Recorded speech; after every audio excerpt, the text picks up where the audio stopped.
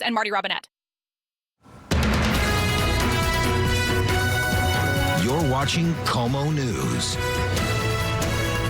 We are just over an hour away from Game 3 of the ALCS here in Seattle. How the Mariners and fans are bracing for tonight's potentially historic game. An innocent driver is dead after a police chase in Pierce County ends in a crash. What we're learning about this chase. The man convicted of trying to kill a woman in Point Defiance Park last year now asking for a new trial. We're following the latest developments from court. And the first American League Championship Series game in Seattle in over 2 decades gets underway in about an hour. The Mariners have a chance to go up 3-0 over the Toronto Blue Jays in front of a full house here at T-Mobile Park. The last home game was the iconic 15-inning game where the M's beat the Tigers, cementing their spot in the championship series. We have team coverage ahead of tonight's game spanning from the influx of Blue Jays fans in Seattle to how the city's bracing for what could come next for the Mariners. We begin with Komo Sports Director Nico Tamurian live inside the ballpark with the latest for us. Nico? Well, hey there, Mary. This is something that really a generation of Mariner fans have been waiting for. If it goes longer, it's even longer of a wait than that. How about just about 50 years? But this is, sure, sports and baseball, but it's a moment that transcends the X's and O's. It's something that goes well beyond the sport. This Mariners team giving this entire city something to rally behind. It is the first home American League Championship Series game since 2001. That alone is history in itself for baseball fans. Any fan here in Seattle. I would say if they go to the World Series, it's right up there rivaling the Seahawks Super Bowl bid. But the Mariners with all sorts of momentum in that 2-0 lead, it's special, and this team knows it. It won't change their approach. But think about Mariners manager Dan Wilson, a legend on the field for this franchise. He spent his playing career living in Seattle. He chose to be here. So yes, he knows what this is on the table. He knows what this means for this city, and he hopes to continue to deliver, and certainly knowing that it means even more for Seattle. I mean, it's exciting. It's just to see, the amount of Mariner hats, the amount of Mariner gear you see around town now. That kind of thing is always great, and that's what makes you feel good about what's happening. We want it to continue, and so tonight, that's where our focus turns to, and turns pretty quickly. But to see the city come alive, to see what T-Mobile is going to be like, tonight, and what it's been in the Detroit series, it's really exciting, and that's what's again, that's the essence of October baseball. Yeah, well, indeed it is. And you talk about that atmosphere here at T-Mobile Park. We're more than an hour from first pitch still. It is filling in. The music is playing. Fans are excited. The Mariners can get these 2 wins. It will be, of course, the first World Series bid in franchise. Of course, we have so much more to talk about with this game coming up on Komo News at 6 o'clock. One of the great stories in the playoffs and before at Cal Raleigh, but it goes well beyond 2025. What he's saying about when he's a rookie in 2022 and the steps taken then to help create this moment. Again, that's coming up on Komo News at 6 o'clock. Right now, live here at T-Mobile Park with the Mariners, Nico Tamurian and Komo Sports. Nico, thank you. And today's date has some significance for the Mariners. If they win tonight, not only would they be 1 win away from the World Series, it would be the M's first ALCS win at home since Game 5 of the ALCS in 2000. That game was played October 15th, 2000, 25 years ago today. That game featured home runs from Mariners legend Edgar Martinez and Seattle native John Olerud. This morning, 2 Mariner fan favorites helped raise the Mariners flag at the top of the Space Needle. Mariner Moose and Humpy the Salmon joined M's radio broadcaster Rick Riz to hoist the flag high above the city. So we want to thank all the fans here at the Pacific Northwest for getting the Mariners to this point, but the job isn't finished yet. We want to get you to the World Series, so let's go Mariners. And of course, social media is buzzing ahead of tonight's game. One fan shared a picture of the statue of Ken Griffey Jr. outside T-Mobile Park sporting a Seize the Moment shirt. Simply Seattle shared baby onesies that say Little Dumper on them, and not, of course, to Cal Raleigh. Maria shared this photo of a sign she saw in Woodinville. It's a hand-drawn sign of Cal saying, "Might as well win the whole thing." Center fielder Julio Rodriguez was named a finalist for the Rawlings Golden Glove Award. This year, Julio finished with 10 outs above average. He had 32 home runs in the regular season. Julio is one of 3 center fielders nominated for the award. MLB will announce the winner November 2nd. And that brings us to our Komo Pulse Poll. How are you going to support the M's? Take a look at the live results coming in. Most people say 63% say wearing shirts and caps, 18% say not supporting, 14% going to the games, and 5% by displaying flags and signs. Well, flocks of Blue Jay fans are making the trek from the land of the maple leaf to the Evergreen State. Komo's Son spoke to some of them as they make their presence known here in Seattle.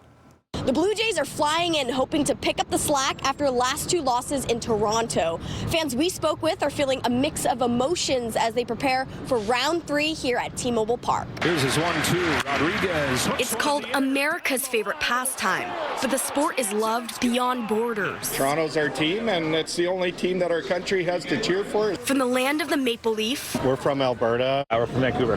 Middletown, south of Calgary. To the Evergreen State. I like Seattle so far. It's nice being by the ocean because in Alberta we don't really get to go by the ocean. Blue Jay fans are exploring the home of the Mariners as their team goes for Game 3. I'm so happy. I'm really excited. I really want to go to this game.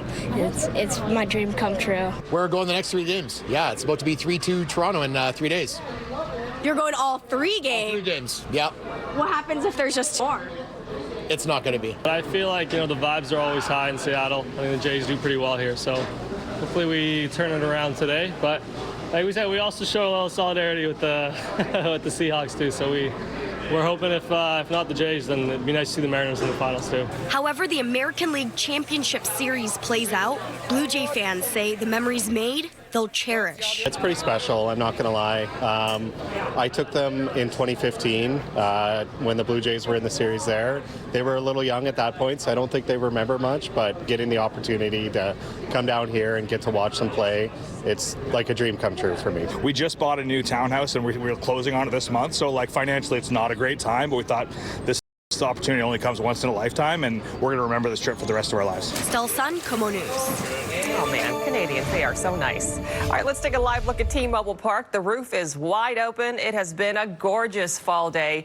Komo Chief Meteorologist Shannon O'Donnell is here. Well, the cold nights will continue though, Shan? Yeah, it definitely still looks chilly after dark, so the Mariners fans, and I suppose the Blue Jays fans too, they're good at it up in Canada, need to bundle up as soon as the sun goes down because temperatures are going to tumble quickly. For first pitch, we'll be right around 60 degrees. We've got these crisp October skies. Just a few passing clouds, and the winds are light and variable. Look at how we're showing off the Emerald City on this lovely Wednesday afternoon. It's just wonderful out there from the Needle to the Columbia Tower back toward Mount Rainier on the horizon. And here is that open roof at T-Mobile. I just love showing off on this national and tonight international stage here. And it is just going to be such a pretty night here for downtown Seattle to show what we're made of. Temperatures right now in the 50s and the low 60s. But again, after dark, it gets cool out there. You can see on the Futurecast that the coming days are going to look a little different. The next disturbance already knocking on the door early tomorrow morning, starting to come in through the entrance of the Strait of Juan de Fuca.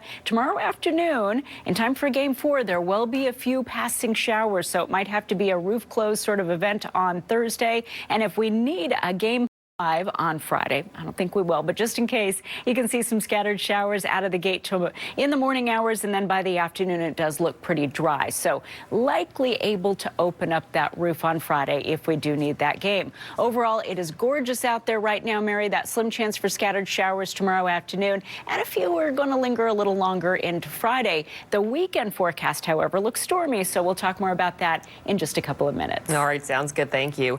And stay with Komo as we follow the Mariners playoff run every step of the way. We'll have all the new exciting developments for you on the air and online at komonews.com. First at 4, a man is in custody in Pierce County after allegedly killing a woman while fleeing from police. Around 9:30 this morning, a deputy tried to stop a car on 112th Street near South Steele. The driver took off and ran a red light less than a mile away. Komo's Jeremy Harris is live at the scene tonight, and police still have that area closed off. Jeremy? Yeah, Mary, just within about the last 30 seconds, the final police officers just left the scene. They also towed away the victim's vehicle, which was wrapped around a pole here just down the street on 112th. Now, let's show you some video of what this really tragic scene has looked like throughout most of the day. This is according to the Pierce County Sheriff's Office.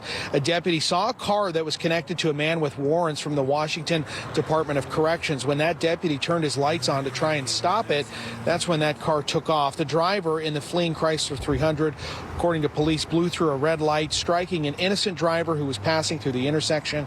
That crash killing the young woman who was driving. We were not able to control what that suspect did and the reckless decisions that they made, choosing to blow through that red light.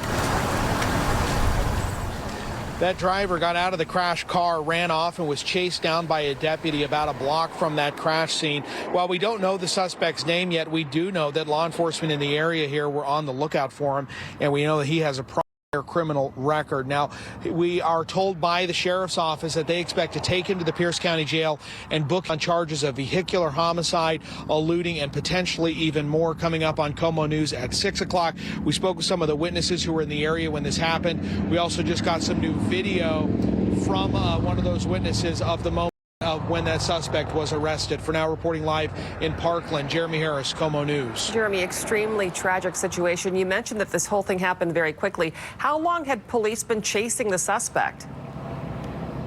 Yeah, it was very quick. In fact, just within a few seconds is what we're told from police. Basically, the deputy tried to stop him at a gas station that's just down the road here. We actually mapped it out. It's just about half a mile from the point where that deputy attempted to make a traffic stop to where that crash happened, and police tell us this all happened within the matter of about 10 to 20 seconds is all. We also know the victim of that crash, the woman who was killed, we're told she's a young woman, but police haven't released her age or identity. We did see some family members show up here to the scene just about a half hour ago and seeing just the tragic, awful situation that played out here. Jeremy, thank you very much. A Thurston County Sheriff's deputy is recovering this afternoon after being involved in a rollover crash in Yelm. The agency says that deputy was responding to another rollover crash when he lost control of the vehicle. The deputy was taken to the hospital with minor injuries. We're learning more about the Titan submersible implosion that killed 5 people in June of 2023 while on a trip to the wreckage of the Titanic. The final report out from the NTSB says the Titan sustained damage in previous dives before its final voyage, and that OceanGate's inadequate engineering and monitoring failed to establish the actual strength and durability of the vessel. The NTSB is recommending that the U.S. Coast Guard commission a panel of experts to study current operations and make sure they are meeting industry standards. Coming up on Komo News, the Mariners are just 2 games away from the World Series. The preparations the city is making. Plus, a warning today about a surge in bacteria resistant to traditional treatment. I'm Liz Bonus. What infectious disease specialists want us to know. It is just ahead. And before we head to break, here's today's Komo quiz. A study shows the average American ate 250 of these last year. What is it? Send us your guesses online at KomoNews.com or on our social media pages using the hashtag KomoQuiz. We'll be right back.